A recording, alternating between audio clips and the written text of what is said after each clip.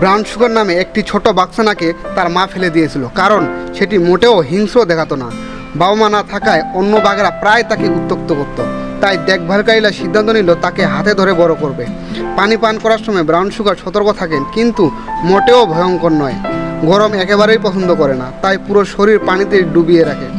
যত্নকারীরা আড্ডা দিলে দরজার কাছে গিয়ে কান পেতে শোনে, এমনকি এটি খেলনা গাড়িও তাকে ভয় পেয়ে দিতে পারে। ব্রাউন সুগারের সবচেয়ে পছন্দের কাজ হলো নরম খেলনা দিয়ে খেলা করা। বল পানিতে পড়ে গেলে সেটি দ্রুত তুলে আনার চেষ্টা করে। এতটাই কোমল যে মুরগির ডোমেস্টিকও কামড়াতে পারে না, তাই কর্মীরা তাকে নরম মাংস খাওয়ান। দর্শনার্থীরা এলে ব্রাউন সুগার উত্তেজিত হয়ে কাচের পাশে এদিক সেদিক হাঁটতে থাকে, যেন সবার মনোযোগ পায়।